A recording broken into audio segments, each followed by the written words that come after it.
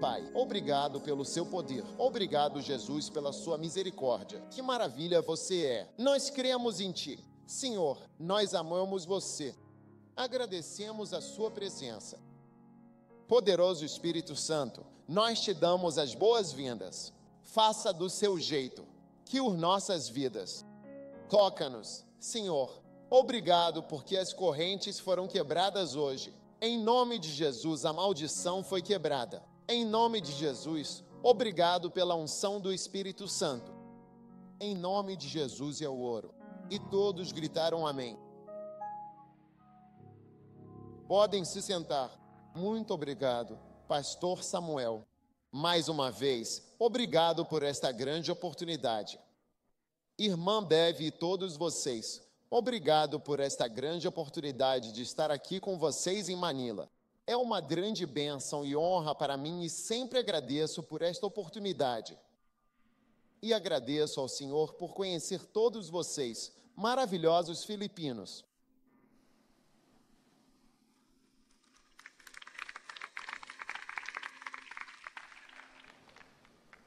Uau! Hoje quero pregar sobre o que chamo de segredo por trás dos milagres. Quantos querem saber o segredo por trás dos milagres? Atos, capítulo 10, versículo 38.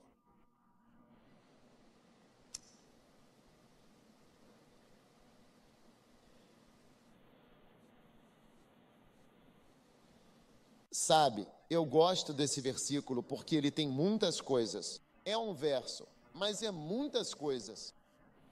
Como Deus, em sua infinita sabedoria e poder, ungiu Jesus de Nazaré com o Espírito Santo e com poder, o qual andou por toda parte, fazendo bem a todos e curando todos aqueles que estavam oprimidos do diabo, libertando-os completamente. Amém. Então, Jesus Cristo foi um maravilhoso, poderoso e notável realizador de milagres, de fato. Amém. E Jesus Cristo é chamado Sol da Justiça, com cura em suas asas, que é a última profecia do Antigo Testamento. A última profecia do Antigo Testamento foi uma profecia sobre a vinda de Jesus, em Malaquias capítulo 4. O último livro do Antigo Testamento é Malaquias. Você sabia disso? E o último capítulo é o capítulo 4.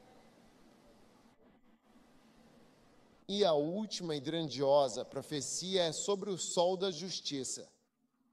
Ele diz, de forma clara, em Malaquias 4:2, mas para vós que temeis o meu nome, nascerá o Sol da Justiça, trazendo cura e restauração em suas asas.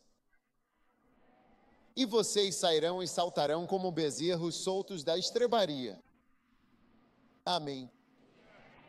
Jesus Cristo era muito diferente de todos os profetas e grandes pessoas que já visitaram Israel. Jesus era diferente.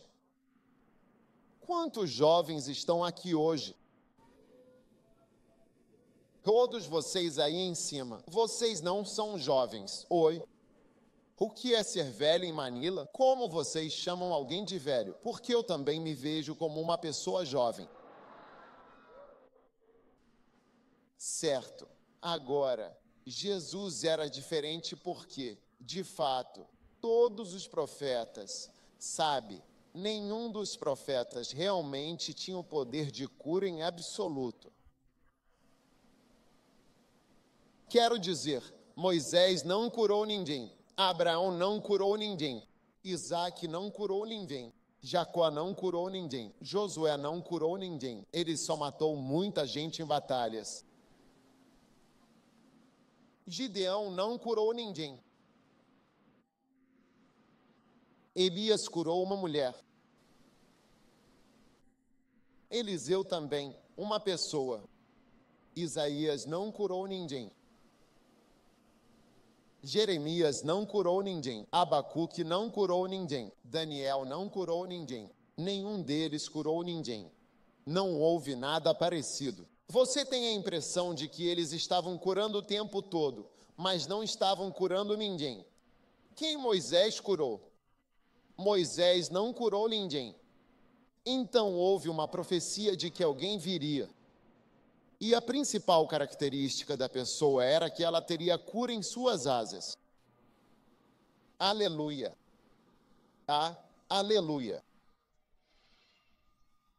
E essa pessoa teria cura em suas asas, e o nome dele é Jesus. Então Jesus Cristo veio e andou fazendo bem. Então, em Atos, no livro de Atos, você sabe, Pedro estava pregando sobre Jesus Cristo. Na verdade, era o sermão de Pedro. As pessoas acham que Pedro só pregou uma vez em Atos 2, mas em Atos 10 ele também pregou um sermão muito bom. E esse é um sermão muito poderoso. Ele descreveu o ministério de Jesus e disse que Jesus Cristo, Deus o ungiu com o Espírito Santo e com poder.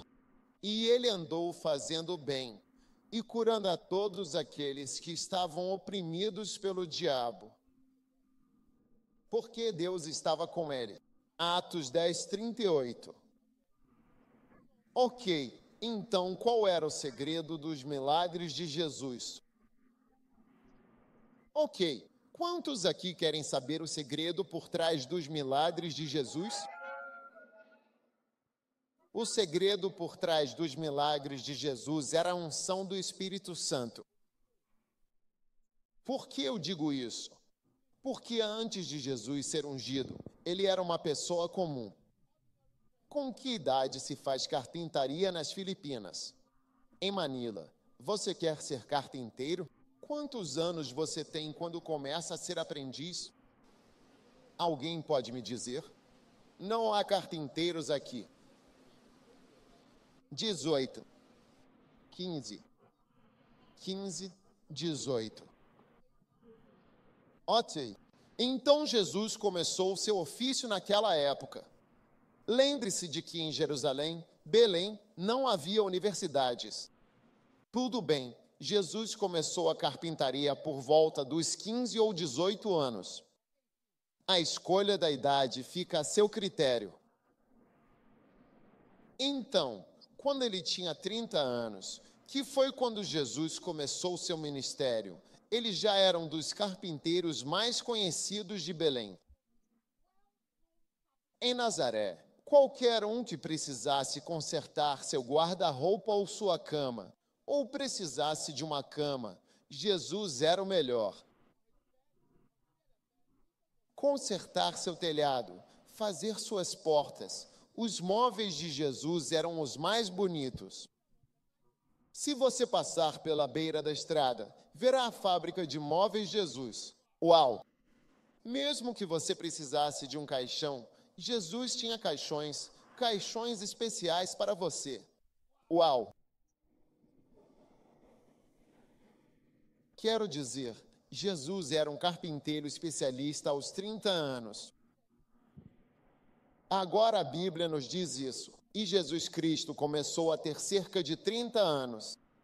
Ele não realizou nenhum milagre. Uau!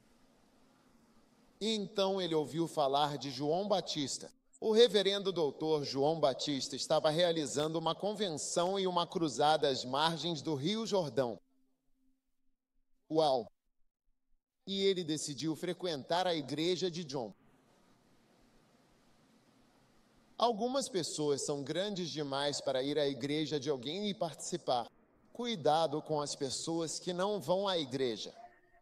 Estou apenas recebendo a notícia em casa. Eles são pessoas perigosas. Ei, a Bíblia nos diz que devemos nos reunir ainda mais à medida que vemos o dia se aproximando. Então, cuidado com as pessoas que dizem: eu só assisto televisão cristã em casa.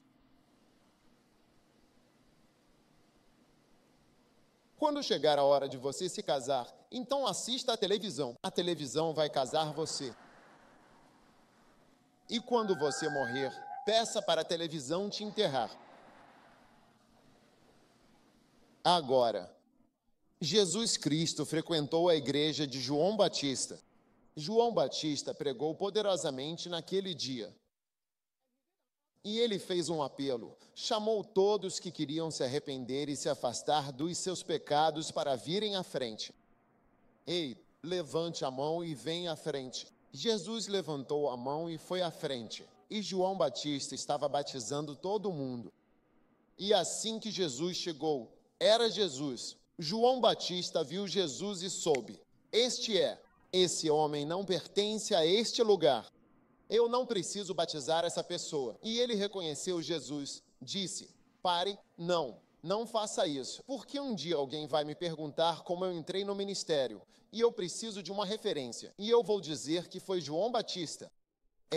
Eu preciso de uma referência. Aleluia. Toda pessoa de bem tem uma referência. Se for ao escritório do pastor, vê a referência e as fotos. Não veio do nada, como Elias, o tisbita. Não, pai, ninguém trouxe ele ao mundo. Você é Elias? Você não é Elias. Então Jesus foi batizado, entrou na água, e quando saiu, uma pomba desceu sobre ele. E ele saiu da água orando. Aquilo era o Espírito Santo. É isso que é. Jesus não tinha isso até então, entendeu? Porque quando Jesus ia vir à terra, ele teve uma conversa com Deus Pai, com o Filho e com o Espírito Santo. Eles tiveram uma reunião no céu e decidiram salvar o mundo. E quando eles decidiram salvar o mundo, então Jesus se ofereceu e disse: ok, eu irei primeiro. Tudo bem. E o Espírito Santo disse: ok, se você for, assuma a liderança. Eu vou me juntar a você. E quando eu me juntar a vocês, sinais e maravilhas começarão. Ninguém vai ficar. Vai ser fantástico. E Jesus sabia, porque para qualquer poder milagroso fantástico, o Espírito Santo tem que mover a criação do mundo. A Bíblia diz que o Espírito do Senhor movia sobre o abismo. Era como Marte, a Terra era como Marte ou Plutão, a Terra era como Júpiter, e era como se a Terra fosse como qualquer um deles, como a Lua. Não há nada lá. A temperatura na Lua é de 180 graus. Você não gostaria de estar lá. Não tem ninguém lá. Não há água. Não há vida. Então o Espírito do Senhor é o que não estava lá. Então os três, Deus Pai, Deus Filho, Deus Espírito Santo, concordaram. E Jesus disse: eu assumo a liderança, então eu nascerei, mas estou dependendo de você. Não deixe de vir, porque você não pode me deixar lá fora. Uau! Então, naquele dia, quando Jesus se humilhou sob o ministério de João Batista, o Espírito Santo desceu sobre ele. E o Espírito Santo sussurrou: estou aqui agora. É hora de mostrar ao mundo e ao diabo. E esse era o segredo por trás dos milagres. E a partir daí, Jesus foi para a próxima igreja, para a próxima sinagoga. E essa foi sua primeira mensagem. Sua primeira mensagem foi: o Espírito do Senhor está sobre mim. Porque essa é a grande notícia, a unção está sobre mim. É isso. Depois do culto, vai conferir na sua Bíblia. Vai ler, procura lá. Essa foi a primeira pregação dele. O Espírito do Senhor está sobre mim porque ele me ungiu. Veja, o Espírito do Senhor está sobre você porque ele te ungiu. Quando você é ungido, você tem o Espírito Santo sobre você de um jeito que não tinha antes de ser ungido. Então o segredo por trás dos milagres é o Espírito Santo. Ninguém pode curar. Olha, nenhum de nós pode curar. Eu não posso curar ninguém. Eu falo isso o tempo todo. Sabe, quando temos cruzadas, outras pessoas, sabe, em alguns lugares estive. Me chamaram de mágico quando fui ao Senegal. Eles disseram em francês: um grande marabu, feiticeiro, mágico, chegou ao Senegal porque não acreditam em Jesus. Não acreditam. Não é cristão. É não cristão, mas tanta gente estava sendo curada que começaram a dizer na cidade que um grande mágico, Marabu, estava na cidade. Agora, o que eu digo é, se eu pudesse curar pessoas, se eu tivesse poder para curar, a primeira pessoa que eu curaria seria eu mesmo.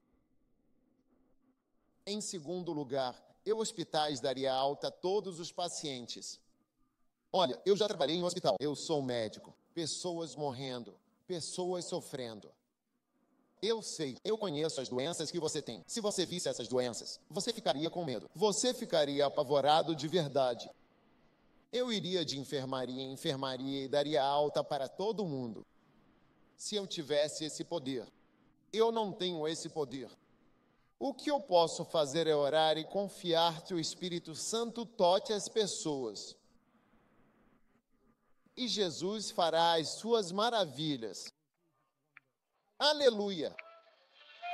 Não é maravilhoso? Sim. É bom saber quem somos e quem não somos. Não se deixe enganar. Amém.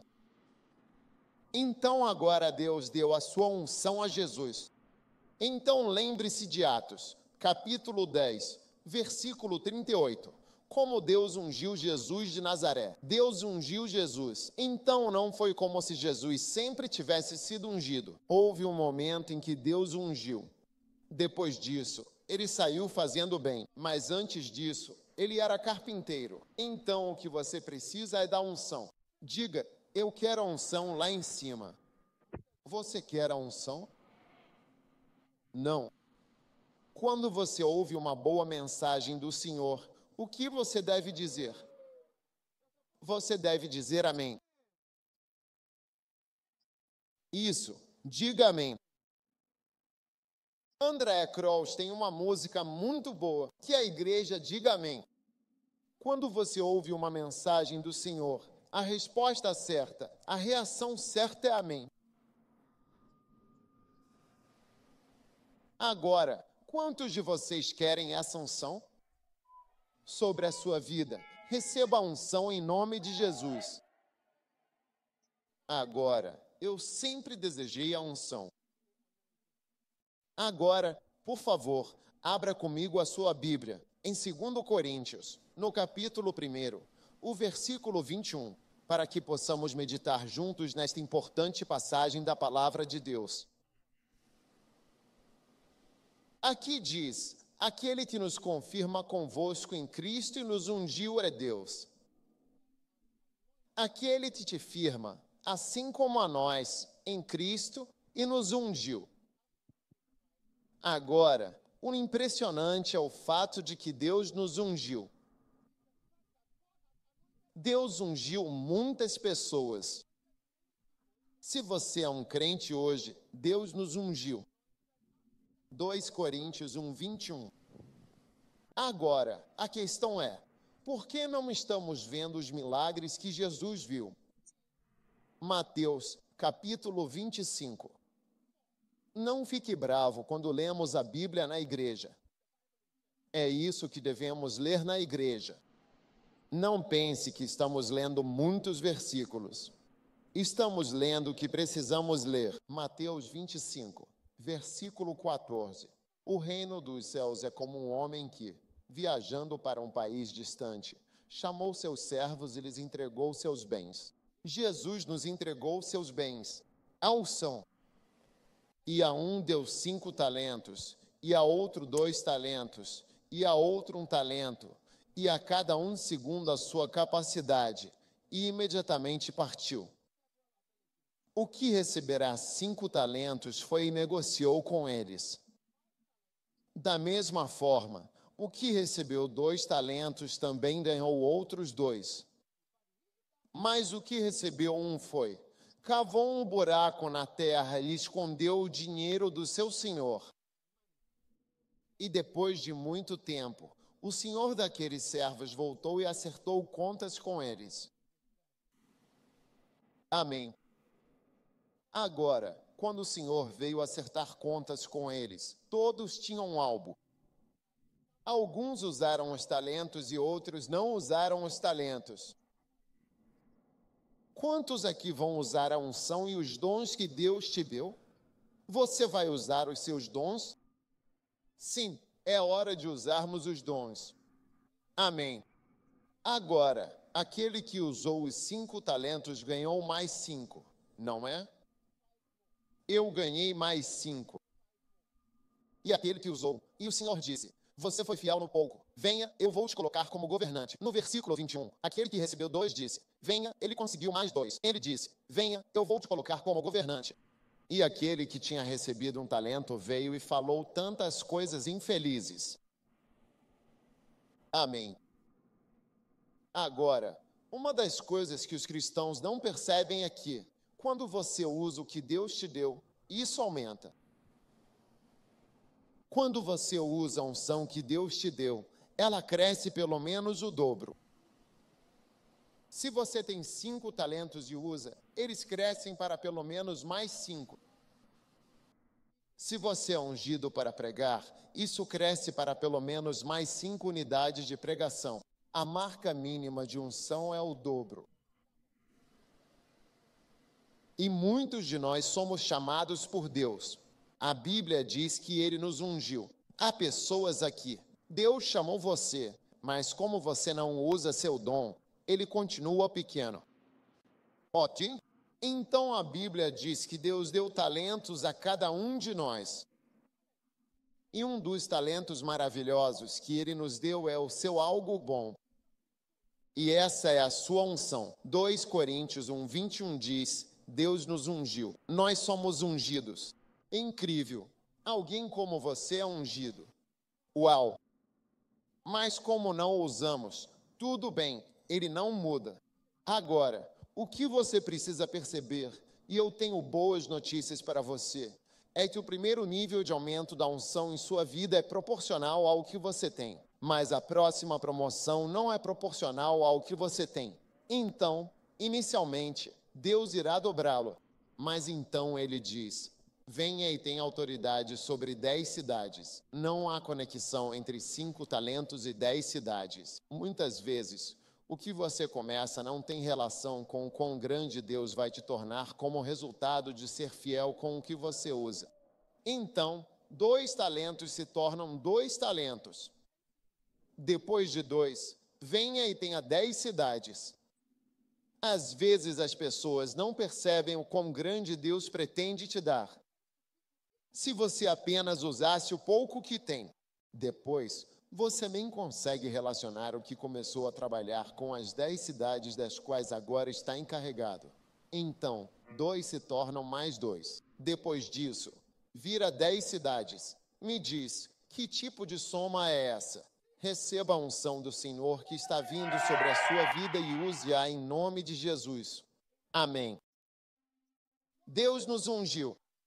E Deus ungiu muitas pessoas e muitos de nós temos que trabalhar. Ele está trabalhando na igreja. Começa a usar a unção sem fazer nada. Ficar sentado ali apenas nos observando não vai resolver nada. Podemos todos ficar de pé? Podem ficar de pé? Certo. Agora, por favor, coloque a mão no assento e verifique onde você estava sentado. Como você se sente? Verificar. Está quente? É só isso que você está fazendo. Para alguns de vocês, a única conquista na igreja é aquecer esta cadeira. Você está vivo. Parabéns por aquecer a cadeira. Isso é tudo que você fez por Deus. Obrigado. Você pode se sentar. Olá. Alguns de vocês já vêm a esta igreja há 5 anos. A única coisa que você fez foi deixar este assento quente, às vezes, sujá-lo também. Colar chiclete, todo tipo de coisa na cadeira. Ei, Deus quer te usar para mais do que esquentar essa cadeirinha azul onde você está sentado. Eu disse que Deus quer te usar para mais do que esquentar essa cadeira onde você está sentado. Posso ouvir um amém de alguém? Deus quer te usar. Você sentado sem fazer nada? A igreja fica chata quando você não faz nada. É chato. Você senta ali, só escuta a pregação todo dia. Você vem, você vai, você vem, você vai. Você não faz nada. O que você faz com todas essas mensagens maravilhosas que ouve? Você não coloca isso em prática e é por isso que você ainda está no nível em que está. Você não pode simplesmente vir e receber. Recebendo. Pastor, abençoe-me. Toque-me mais uma vez. Reze por mim mais uma vez. Toque-me. Senhor, eu recebo. Olha, Quantas vezes você quer receber? Está na hora de você parar de dizer o que eu vou receber e começar a dizer o que eu vou dar. O que eu vou fazer para Deus, em vez de o que eu vou receber de Deus. O que eu vou fazer para Deus. Posso ouvir um amém de alguém? Amém.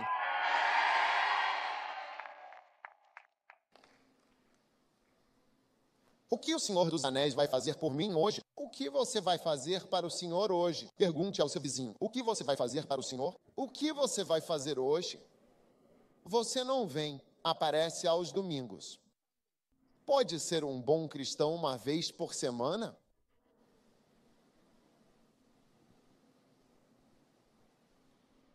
Pequena prosperidade que você tem para de vir à igreja. Por isso, nunca vemos o nível de prosperidade que Deus quer dar. Quando Deus deu a Abraão seu filho, a bênção máxima, Deus pediu de volta: me devolva seu filho. 100 anos de idade, mais de 120 anos. Abraão, ele pediu para ele: vai e devolve o seu filho para mim, aquilo que eu te dei. E Abraão disse: claro. No dia seguinte, imediatamente ele se levantou. As pessoas demoram tanto para obedecer a Deus. Imediatamente ele, um homem de 120 anos, subiu montanhas. Ele levou o filho para uma montanha. 3 dias subindo montanhas para encontrar um lugar para sacrificar o filho. Alguns de nós, com 36 anos, não conseguem nem andar daqui até ali para ir à igreja. Abraão ficou 3 dias subindo montanhas só para servir a Deus, o Deus que ele amava. Não é à toa que Deus disse: eu vou te abençoar. Todo mundo no mundo será abençoado através de você. Eu vou te abençoar tanto que você será uma bênção para o mundo inteiro.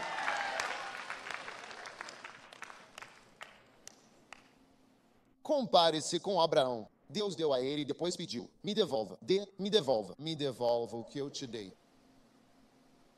Um dinheirinho pequeno. Você tem uma prosperidade pequena. Você conseguiu viajar para a América uma vez. Por causa disso, você esfriou na fé. Você nem vem mais à igreja porque foi para a América 2 vezes. Ei, Deus te ungiu. E Deus espera que você use a unção. Você se levantar e usar a unção. Filipinas salva Jesus. E as Filipinas, a Ásia impactada. Vamos sair das Filipinas para a Indonésia, para a Tailândia, para a Índia, para a China, para a Mongólia, para o Vietnã. Vamos de nação em nação, de nação em nação. Quem você acha que vai fazer isso? Quem você acha que vai ao mundo todo pregar o Evangelho? Nós é que vamos fazer isso. Amém. Então é hora de usarmos a pequena unção que Deus nos deu. É por isso que as coisas secam agora. Olha o que esse cara disse. Ele disse que aquele que recebeu um talento, ao invés de usar a unção. Veja o que ele disse. Ele disse: então, o que havia recebido um talento chegou e disse: Senhor, eu sei que tu és um homem extremamente rigoroso e severo, que colhe onde não semeou e ajunta onde não espalhou. E isso me causa um grande e profundo temor e apreensão. Então, o primeiro motivo pelo qual as pessoas não usam a unção é porque criticam pessoas em autoridade. Quer dizer, ele disse: eu te conheço, você é um homem severo. Você colhe coisas que não plantou. Isso não é trapaça? Estou te perguntando, isso não é trapaça?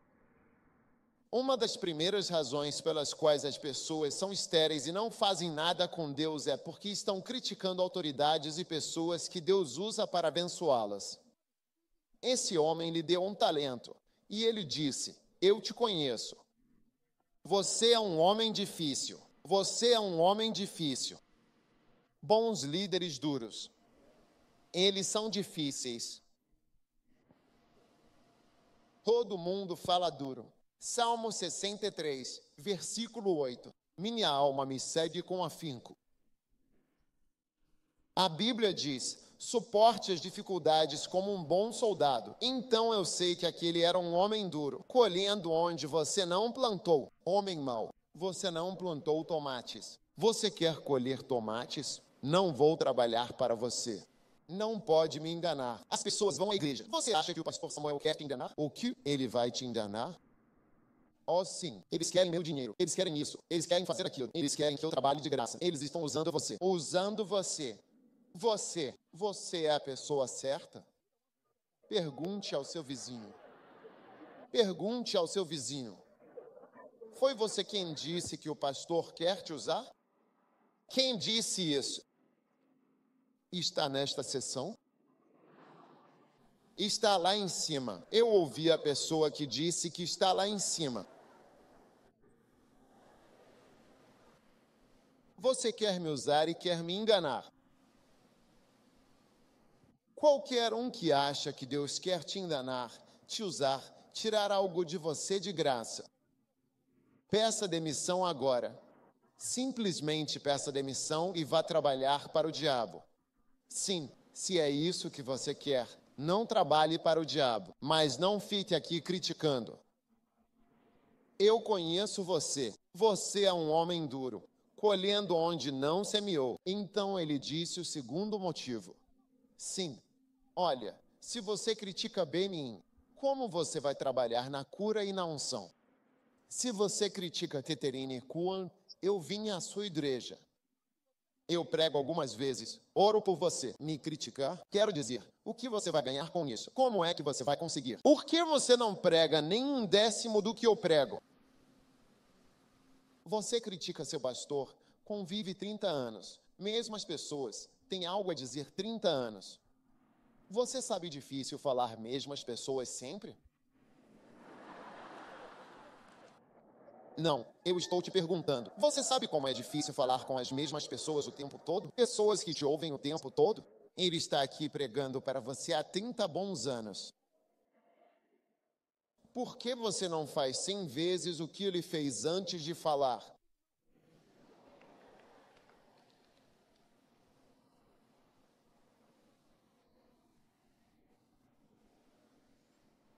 Então ele diz, eu te conheço. Você é um homem duro. Você colhe onde não plantou.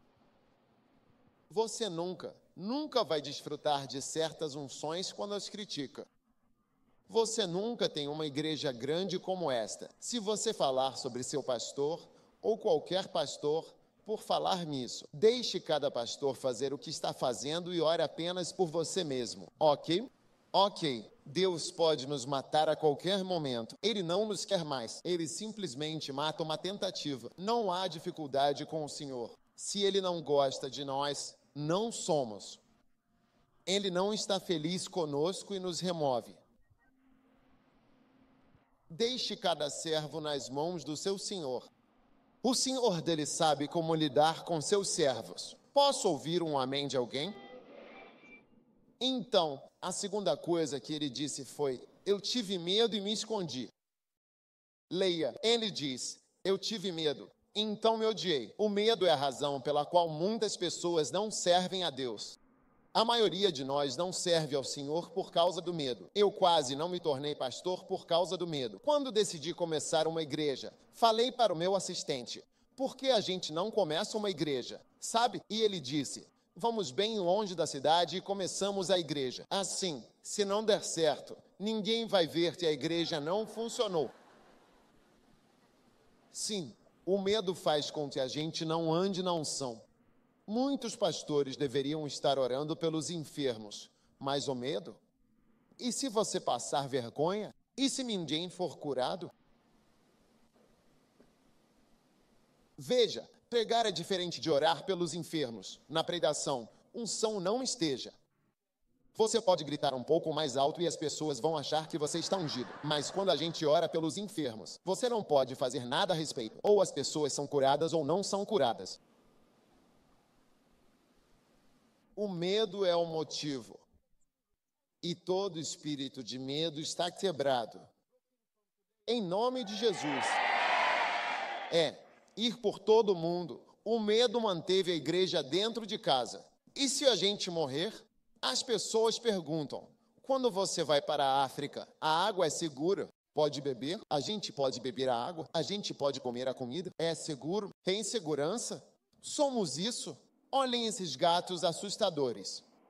Muitas igrejas estão cheias de milhares de gatos medrosos. Você sabe o que é um gato assustador? Um gato assustado. Ei, estou com medo de ir. Posso comer a comida?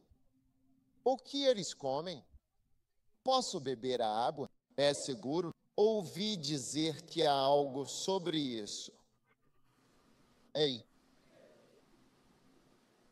foi isso que paralisou a igreja. A igreja inteira está paralisada de medo. Na primeira vez que eu ia para a Colômbia, sabe, um homem veio até mim e disse: não vá para a Colômbia, não vá para a Colômbia. Eu perguntei: por quê? Ele disse: na semana passada mataram um pastor quando ele terminou de pregar e estava servindo a ceia. Atiraram nele dentro da igreja. Eu disse: uau, sério? E eu tinha acabado de ser convidado para a Colômbia.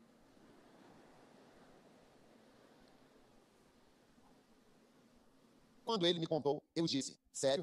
E eles disseram que há 2 semanas, um pastor terminou de pregar e estava indo para casa. Assim que ele abriu a porta e estava entrando no carro, atiraram nele. E eu recebi meu convite. Eu estava a caminho. Eu realmente tinha chegado em Nova York. Eu estava voando de Nova York para Bogotá, para a Colômbia. Não de Bogotá para a Colômbia. Bária. Quando eu ouvi, eu disse: não vou mais. Não vou mais terminar Colômbia. Não. Então eu entrei no avião e voei para o Panamá. Enquanto eu estava no avião, tive um sonho. E no sonho eu lembrei de uma mensagem.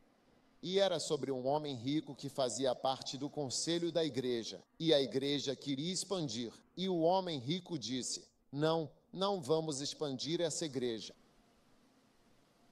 Deixe o povo ir para outra igreja. Não precisa. A gente não precisa de mais coisas. E ele impediu a expansão da igreja porque era um homem poderoso na igreja. Algumas semanas depois, ele estava subindo a colina com suas 2 filhinhas para uma mansão enorme que ele tinha construído na América. E no caminho, sua filhinha disse: papai, papai, a gente pode comprar um sorvete? A gente pode comprar um sorvete? E ele disse: tudo bem, vocês podem comprar um sorvete. Então ele disse que ia parar ali do lado. Tinha sorvete ali. Ele: tomem cuidado ao atravessar a rua. As 2 filhinhas desceram para a rua. Esse é o próprio testemunho do homem. Elas saíram do carro, atravessaram a rua. E enquanto estavam atravessando a rua, não sei como vocês chamam os grandes tracucos com rodas de 16. Como você os chama aqui? 16 semifinais. Como você chama isso aqui? Rebotes de contêineres. Um enorme trailer de container surgiu do nada.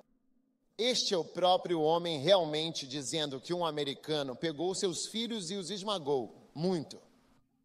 E o homem saiu do carro gritando, correndo atrás de pegar os pedaços. E ele disse que enquanto corria ouviu a voz de Deus dizendo que você não faria isso. Você não quis construir minha casa, mas quer construir sua mansão para si mesmo. Vá para a sua mansão, vá em frente, vá para a sua mansão com a sua família. Você afastou o meu povo. Você não quis construir minha casa. Você não quis fazer nada por mim. Vá em frente, é ele mesmo. Ele estava dando esse testemunho. Esse é o sonho que tive no prédio. Deus disse também: agora você também está se protegendo. Enquanto eu estava indo, voando, ele disse: agora você está seguro, se protegendo. Você não quis ir para a Colômbia porque queria estar seguro. Assim que eu pousei, eu me levantei. Eu disse: eu vou para a Colômbia. Com ou sem perigo de morte, eu estarei lá. Não vou negar nada a Deus. Aleluia.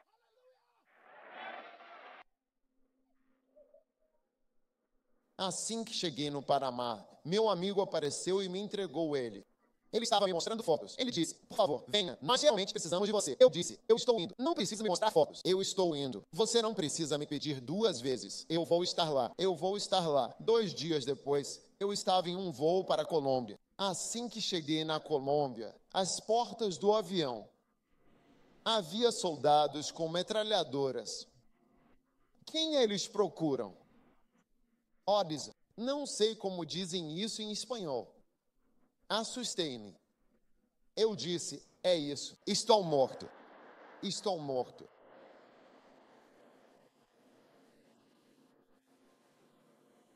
Eu o segui. Olhar. Fui vigiado por cerca de 16 soldados durante toda a minha estadia em Barquear, na Colômbia. Sim, com metralhadoras. O carro em que eu estava era blindado. O motorista estava com uma arma do lado. Eu disse: Senhor, o Senhor me trouxe aqui para me matar logo no primeiro dia. Sabe, eles me pediram para falar com as pessoas, mas na verdade eu não falei. Eu nem entendi. Sabe, eu não falo espanhol. Eu não sabia o que estava acontecendo, mas na verdade eles só estavam me testando. No primeiro dia, quando preguei, orei pelos doentes. Houve tantos milagres. Meu intérprete me disse: agora você é o principal orador. Eu disse que não sabia o que era isso. Eu disse: agora você é o principal orador, baseado no que aconteceu no primeiro dia. Durante 5 dias, milagre da Bíblia, ressuscitar mortos. Eu vi tudo o que está na Bíblia.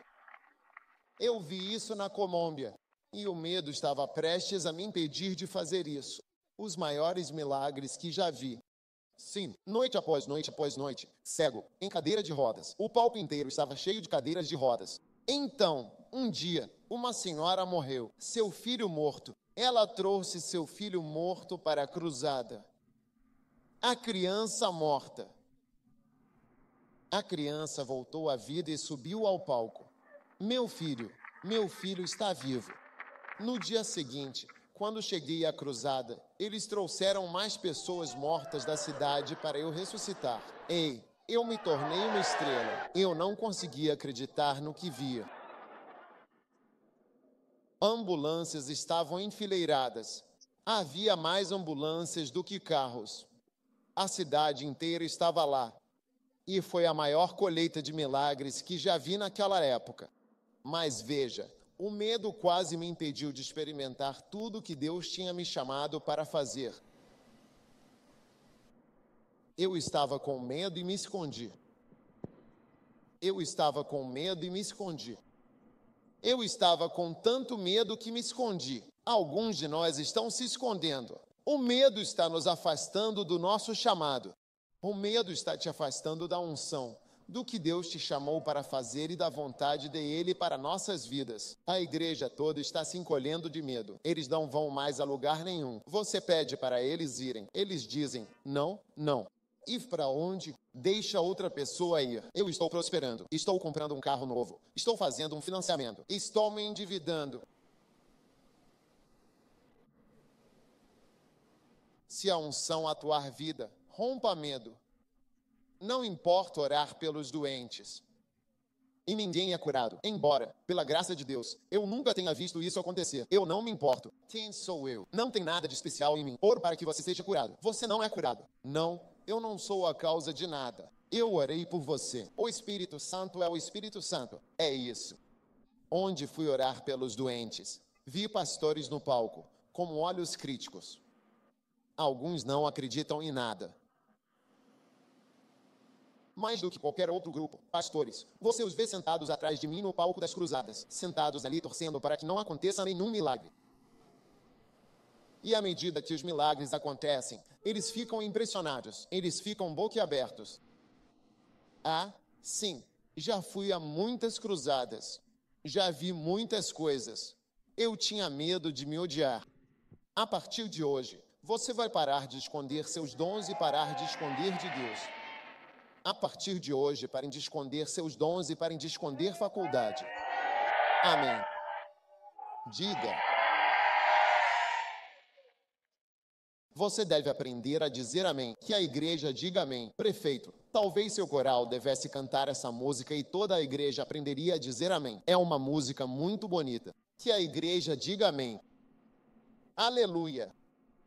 A unção. Diga a alguém que preciso da unção. Preciso da unção.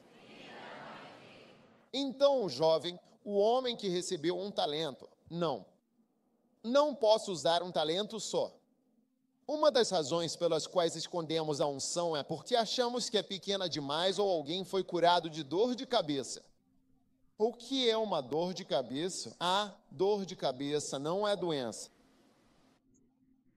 Eu estava com uma dor. Isso não é um problema de verdade. Veja, você está superestimando suas habilidades. Deus te deu de acordo com a sua capacidade.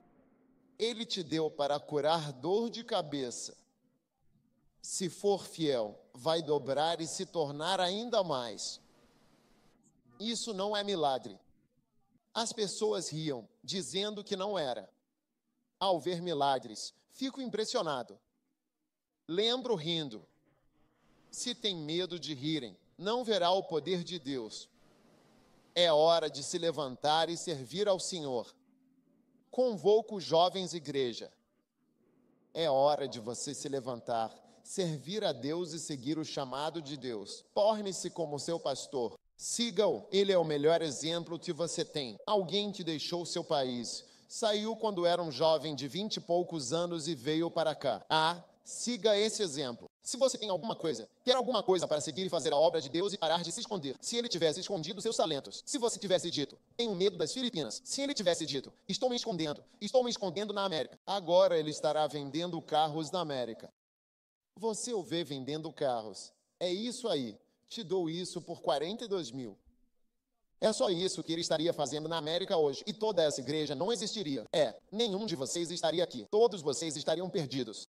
Por que vocês estariam se escondendo na América, vendendo carros e dizendo, Deus me abençoou, Deus está agindo. Eu vou para Tóquio, de lá para Xangai faço negócios no Cairo. E o que é isso?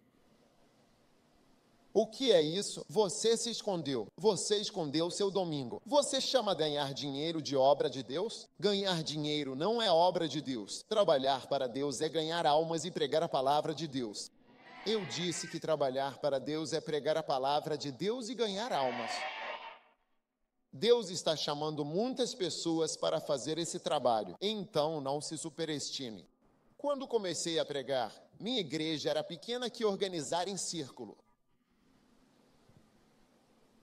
Sentamos em círculo. Não éramos muitos. Éramos 6 pessoas. Nós ficávamos sentados às terças-feiras. Uau! Mas cresceu. Eu disse que cresceu. Se eu fosse dizer, não vejo porque deveria pregar para essas poucas pessoas. Todos os meus passes eu envio para começar. Todos começam com uma pessoa. 2, 3, 4, 5. É assim que começamos a frequentar a igreja. Nós não destruímos as igrejas das pessoas. Nós não desmontamos a igreja de alguém e tiramos uma parte dela. Você vai lá fora sem nada e começa a andar na rua, falando com as pessoas e ganhando almas para Jesus Cristo. Dê um grito de aleluia ao Senhor. Ei, é melhor eu me apressar. Estou te falando. E o próximo motivo é a preguiça. E Jesus disse, servo mau e preguiçoso. Preguiçoso. Muitos cristãos são preguiçosos demais para fazer qualquer coisa para Deus. Quem não se levantaria, pastor, para falar com você sobre vir para mais de um culto? Olha, quanto mais você tem comunhão, mais Deus te abençoa. Ninguém precisa te dizer para vir à igreja. Você tem que saber disso. Esta é a embaixada de Cristo. Deus está aqui. Esta é a casa de Deus. É aqui que está a bênção do Senhor. É isso aí. Ninguém precisa te dizer. Quero dizer, venha. Venha 2 vezes. Venha 3 vezes. Venha de novo. Sabe, estamos fazendo algo especial. Você tem que saber. Alguns de vocês são membros da igreja. Vocês nem sabem o que está acontecendo na igreja. Alguns de vocês ficaram surpresos de vir aqui esta manhã e me ver aqui. Você está surpreso? Você está surpreso que eu esteja aqui? Quem é esse homem? Eu sou da Indonésia. Tá bom? Eu sou da Indonésia. Vocês nem sabiam que eu viria. Por que, quando se trata da obra de Deus, somos tão preguiçosos? Ele disse, servo mau e preguiçoso. Maldade, preguiça e perversidade. Se a pastora Sara não tivesse ido para as Filipinas, a maldade seria. Todos nós teríamos nos perdido. Muitas pessoas teriam se perdido. E é isso Jesus com maldade. Hoje usarmos a unção. Quantos usaram a unção? Quantos estão prontos para obedecer ao chamado de Deus? Quantos estão prontos para deixar de lado os seus medos? Pare de andar pelo medo. Pare de se esconder. Pare de se esconder. Pare de se esconder.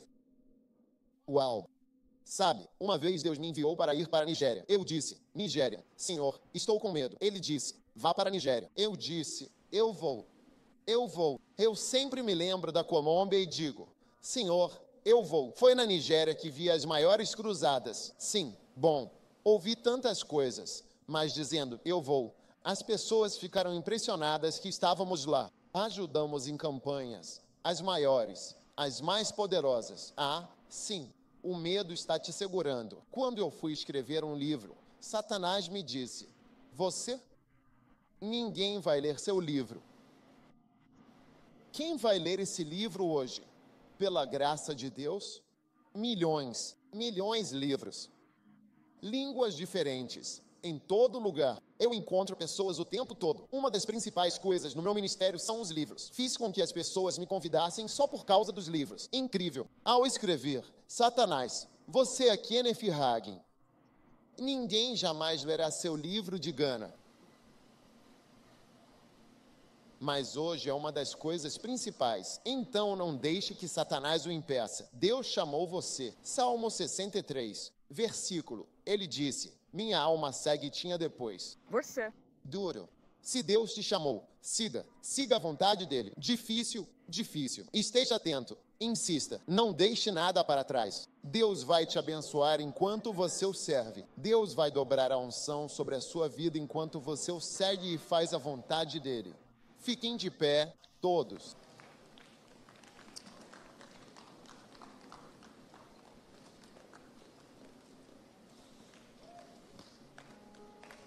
Aleluia.